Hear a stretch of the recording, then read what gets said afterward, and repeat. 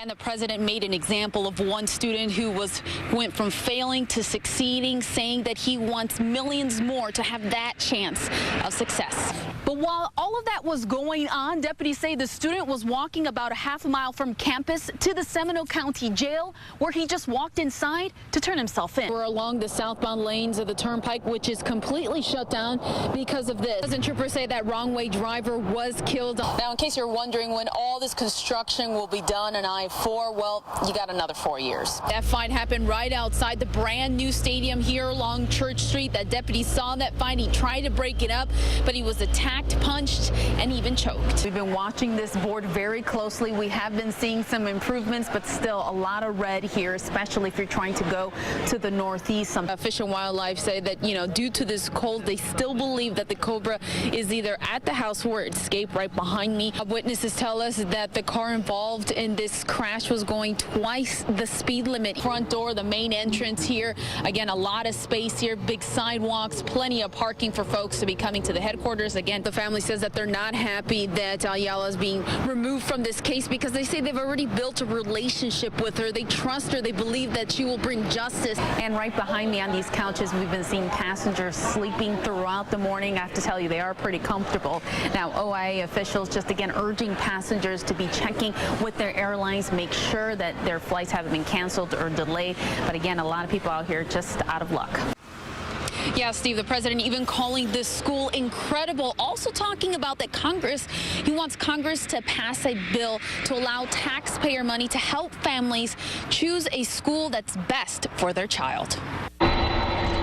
Air Force One left Washington around 11 o'clock this morning. When it landed, President Trump, along with his daughter Ivanka Trump and her husband, were greeted by Governor Rick Scott.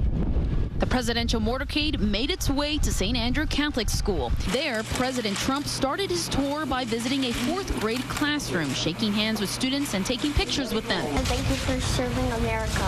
Thank you. Trump's visit here is a push for school choice. He wants Congress to pass a bill that would give students the option of attending private schools like St. Andrew. Education is the civil rights issue of our time. And it's why I've asked Congress to support a school choice bill, and we've come a long way. I think we're really we're right out there, and we're ahead of schedule. The president says the bill would provide tax breaks for businesses that donate money to pay for students' tuition. That's what the Florida Scholarship Program does, and it pays for almost every student at St. Andrew. Come on over here, kids. We're gonna make you famous. The president passed protesters on both sides of the issue as he arrived here. Trump's a good salesman. So what he's doing is restructuring and renaming voucher plans as tax credits. It's really a voucher. Okay, so it diverts funds from public schools. When she gets her scholarships, she can go to private school, and you know what? That's fine.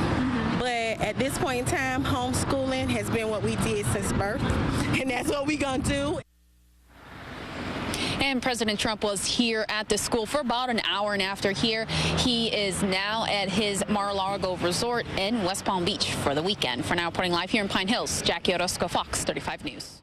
Yeah, investigators say the gun-toting student told his teacher that he wanted to end it all, even telling him goodbye. I just want him to know just how much that God loves him. And this is not the end. This is not the end, young man. Dolores Carter, one of many rushing to campus with word spreading of an armed student threatening to hurt himself. Her concern for all on campus. My grandson, for other people, the sons and daughters, we're praying for everyone. This is the student, Derek Anderson, who deputies say was acting strangely this morning. The arrest report says Anderson started to cry and said he had to go, but his teacher wouldn't let him, instead giving him a hug. Deputies say that's when he felt a gun. So the teacher was able to get the gun out of his pocket, and he disabled the handgun and tossed the pieces into the woods so that he couldn't harm himself or anybody else on campus. The teacher was an absolute hero in this situation. Police say the teacher told another staffer to call 911. He is acting violent. He's a black male. He's wearing a green hoodie and some jeans. He's riding a yellow scooter, and one of the instructors said that he possibly has a weapon. Maybe he could look like a gun. Then deputies say the student just took off. The campus placed on lockdown for nearly 2 hours. Deputies staged the manhunt, couldn't find the student, who eventually turned himself in at the jail just half a mile from campus. Carter telling us she has a message for him. Just know that you are somebody. You have a soul, and God loves you.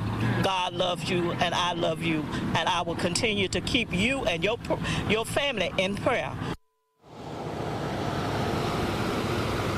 Tonight, the teacher involved is asking for privacy, simply just thankful no one was hurt. Now, the student is facing 2 charges, having a stolen gun and having that weapon here on campus. For now, reporting live here in Seminole County, Jackie Orozco, Fox 35 News. We're typically focused on the anticipation of any drama on the defense side with Markeith Lloyd when he makes his court appearance, but now all eyes will be on the new prosecutor taking over this case.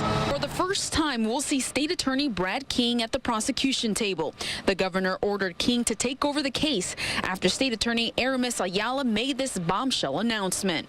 After careful review and consideration of the new statute, under my administration, I will not be seeking death penalty in cases handled in my office. State Attorney King is from Marion County, Ocala. We do know the 59-year-old is a longtime advocate of the death penalty, who's been on the job for 28 years. High-profile attorney Mark O'Mara, who defended George Zimmerman, says there's no question King has a clear mission. I'm certain when he reviews the evidence that he's going to seek death. What the defense's job is now, that death may be on the table, is to avoid the death penalty, which, don't forget, in all of these death cases, one huge win for the defense is to avoid death. We'll also be watching for antics at the defense table. Markeith Lloyd continues to act as his own attorney, which means you never know what is going to come out of his mouth.